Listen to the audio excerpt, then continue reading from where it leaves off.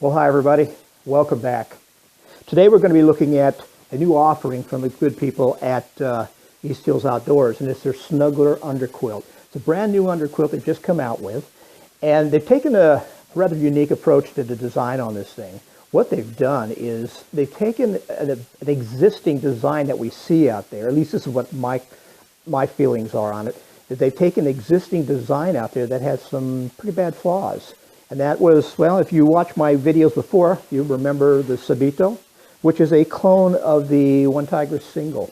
Okay?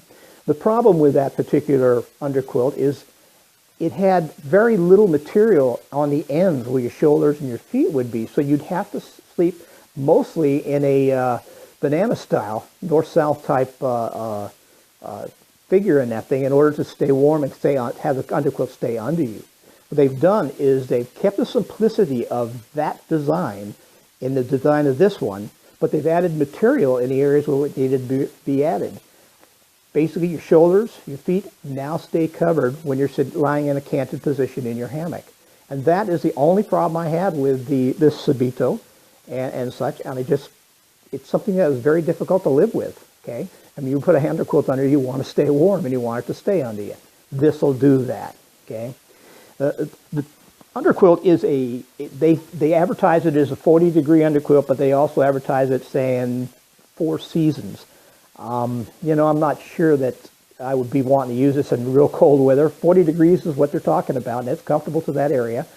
But you'd have to have pretty mild winters in order to use it in the wintertime. Not that you can't boost it by installing something between the hammock and the underquilt to give you a little more insulation, and that'll work quite well, I'm sure.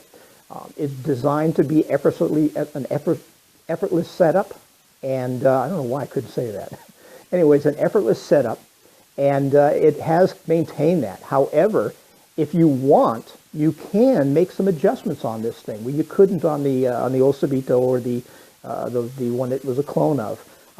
You can make some adjustments on this. Not that you need to, but if you want to dial it in a little more, you can do that. It's 8 1/4 feet long, and it just comes in at just under 4 feet wide. Comes in at, they say 2.19 pounds. I weighed this on my scale. It was 2.17 pounds, which basically is 1,010 grams. The stuff sack stuffs down to 7 inches wide. This one comes in at 14 inches long. Okay, the price on this thing is in the area of $50. This one is just a little under. They have 3 versions, and the other one's a little bit above it. The price is right. It's an economy unit, so you want to keep that in mind. It's not going to have all the bells and whistles of the $150, $200, $300 units, but it's going to keep you warm, and it'll do the job nicely. It'll do the job easily, and the stuff is readily available. You can order it, and it gets to you in a couple days. Let's take it outside here, and we'll have a look at it, and then we'll come back in and we'll talk about it, how my feelings were in the end. Okay, before we move on, I do want to disclose that this product was provided to me by the good people at East Hills Outdoors, free of charge, and I'm under no obligation to give them a positive or negative or any kind of review on this thing. They just send me the product, tell me to tell the truth on what I feel about it, and that's what I'm going to be doing.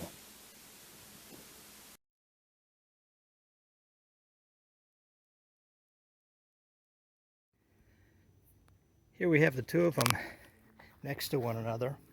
That one up there on the top is the earlier version that was being sold by a number of companies and still being sold by other companies. These guys seems like they've taken that and increased some of the territory and actually come up with a pretty nice hammock underquilt with a lot more coverage in this area here. This is where this other one really lacked. This one here has a lot more coverage. But those are the ones I call the boat underquilts. They're shaped like a boat. So there it is, all set up. It's actually a fairly nice looking underquilt for the boat type design. As you look down in this area here, we can see that It does come down quite a bit farther than the old style of boat type design underquilts. Those tended to come along here, and you can see the amount of fabric that we've gained in this way. That allows us to lie in this thing a little more of an angle. Not as much of an angle as some underquilts are, but generally pretty good. Let's get over here and take a look at what we've got here, what it's made of. And start down on this end. You have the cords that come off of the end here, hang up here on the carabiner.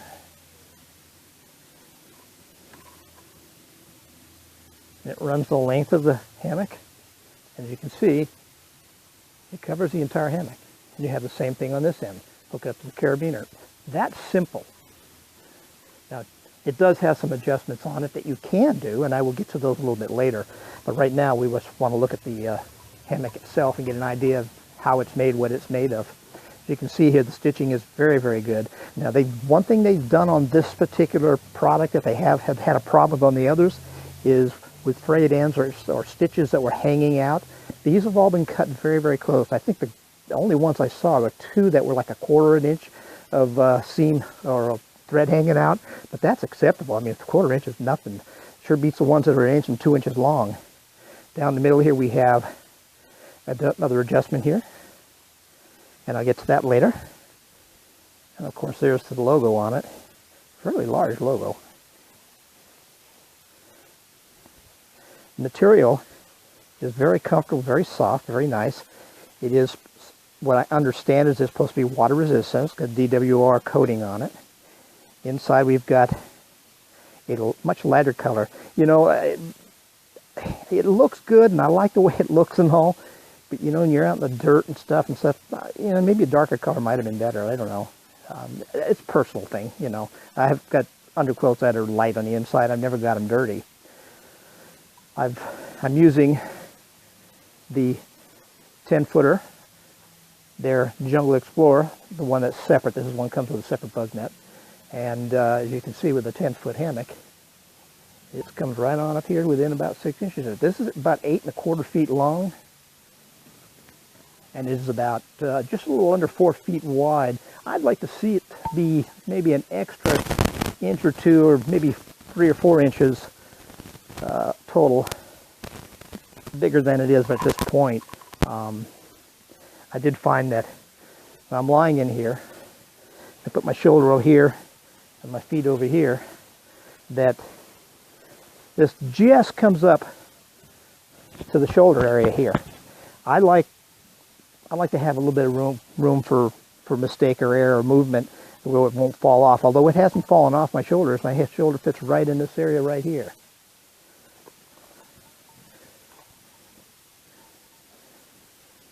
Feet right in this area, so it stays under. But you know, if we had another inch or two on each side, I would feel more comfortable. I'm not complaining because it is very nice, very comfortable. And I did stay in this thing last night. It was down to 43 degrees, and it was warm and comfortable. But I kind of feel it would not be able to push it much farther than that by itself. It's going to need a little bit of help. What I've got in here right now, I'm using the underquilt for it, is their puffy blanket. And take this thing here, toss it in between the hammock and the underquilt, and I could easily get down into the 30s with this thing. No problem at all.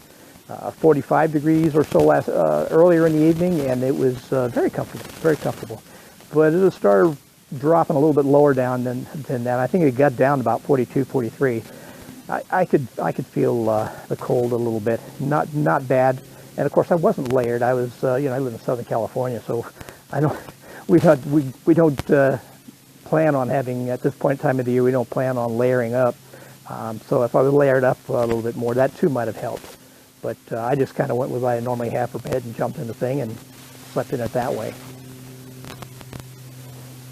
All right, let's have a look at the suspension on the end down here. We've got what looks like two lines, and it's just one shock cord. And what it does is they've actually taken this shock cord, run it into here, and sewn it into that spot so it's permanent on here. Instead of having a tab that you tie it to, they've got it down in here, and it's sewn in permanently. It runs up and around up here, around in this area, you get a double barrel lock on it, and they put this little bead on to keep so you won't pull out of the barrel lock. Goes through the carabiner, then back down in here, and runs down this way. They've got it sewn in right down here, and when you pull on it, you're cinching it up and getting it tight underneath here. Now when I put them up here, I will take them and lap them over so that we pull this up a little tighter and get a nice closer fit to it. With it shot straight up, this tends to hang down some. So I've just always done it this way, and it's always worked out well for me. I don't have any air getting in it. I do have an issue with this though. Being sewn in here, they're sewn right through the rubber cord and the material. I can remember a few years back, DD Hammocks had done this to, I'm not sure if it was I think it was the underquilts they did it to, but they did it to something. And I can remember that they were breaking here because they had cut into it with a needle. The needle had actually weakened the shock cord. Only time will tell, and we'll have to see what happens if this is going to hold up. But I just thought I would pass that on. It's something that I've seen done and failed, and I just hope that these guys haven't done the same. Now, as we move down here, in the middle here, we have an adjustment to adjust the height of the sides. You bring it up, the slide comes up. Bring it down, the slide goes down. Now the problem is when you bring it up, you're bringing the bottom up. When you're in your hammock, you go up too far, you get the slide up too far where you'd like it to be, and what ends up happening is you bottom out and you lose that ability to insulate. So it's a balance. I usually reach underneath and find where I'm at, get my gap, and then pull this up as high as I can. I like to have the sides up high. I really do. Now, this cord, again, same thing as over there as the other one. It's sewn in right here, and it ends. There's about a 1/2 inch of cord back in this area. But it's like that in all four corners. There's a lot of that stuff sewn through this rubber, and I would really be concerned about it. And I might be wrong. Maybe no problem with it at all. I have seen them where there's never been an issue. To me, it was something I'd be concerned about. There's the logo, quite large. That looks nice. Now, having a look at the inside, you can see that the quilting is sewn completely through, and I will show you a portion of a video taken last night in the dark, shining lights through this to show you how tight this is. It's a nice soft material, very comfortable.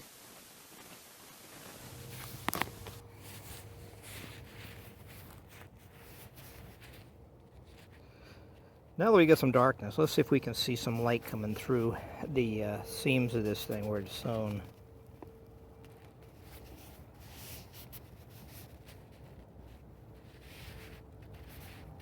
Well, I don't see much. The camera doesn't show much of it, but I'm looking at it without the camera, the bare eye, I can see just a shade coming through. Which means that it's definitely not baffled. And that there will be probably a little bit of air coming through this thing, but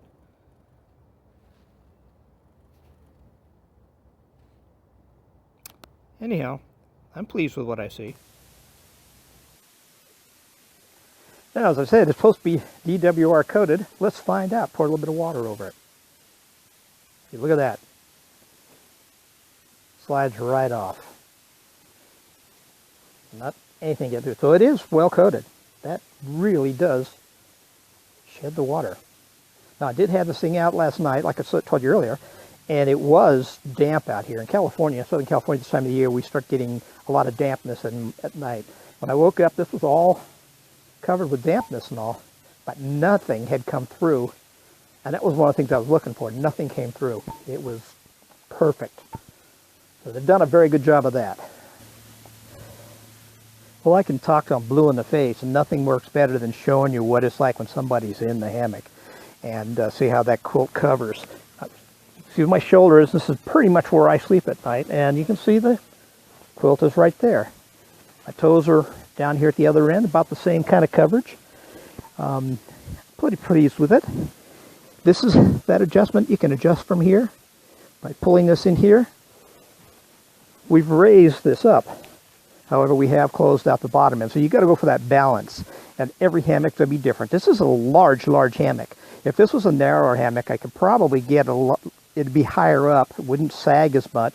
Or if I were to adjust this for less sag, but then I'd lose comfort.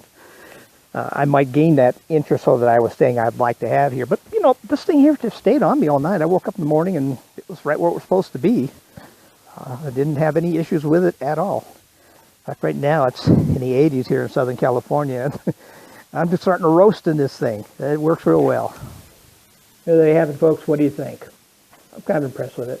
It improved upon the design that I had showed you earlier out there in the comparison out here in the yard here.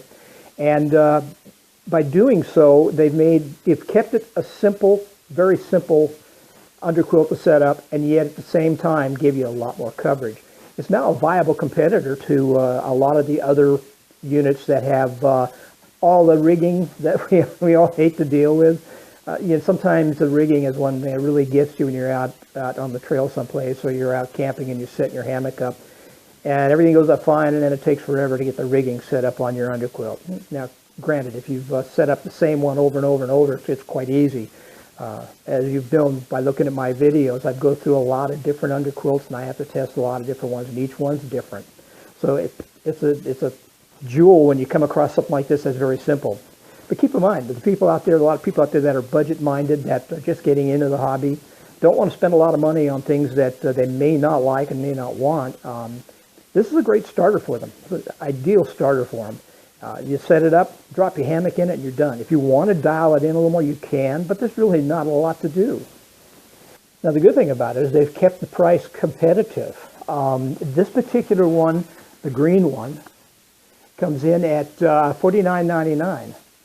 The other two colors they have is a khaki color, and there's a blue color. The blue is a kind of a light colored blue. Those come in at $52.99. Now, I don't know why the difference in the pricing, but that's just the way it's set up. As of this moment, there's also a 10% discount available for purchasing one of these things. So you're under $50 with this thing, and you can't go wrong there. I mean, it's just a good deal. If you're looking for something you want to have as a spare for somebody else that might want to go camping with you, you might want to look into this. There are a lot of them out there, though, that are budget underquilts. This is probably the simplest of the ones that I've run across. There are some of the others I've run across I may like a little more as far as my use is concerned, but that's because I'm more experienced with these things. But I do like this thing, and I intend to use it quite a bit here. Now, this is not so much a review as it is a preview, because it takes time to use these things and get used to them. We've had a lot of things closed down here in Southern California where I live, so it's not an easy task of getting out and testing everything. So some of those things are running a little behind in my follow-ups, and the same might be the case with this. But I intend to follow up somewhere down the line and let you know what my thoughts are in the long term.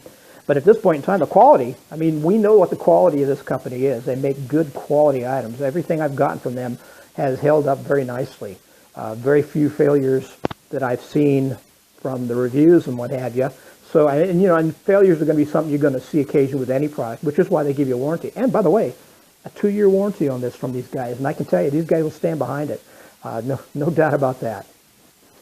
Anyhow, I want to thank you for coming in and watching.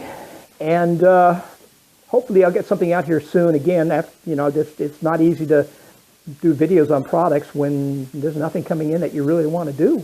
I've had a few offers. I've had to turn them down because, quite frankly, I wasn't interested in them. And if I'm not interested, I know you're not going to be. Anyhow, I'll catch you next time around. Bye now.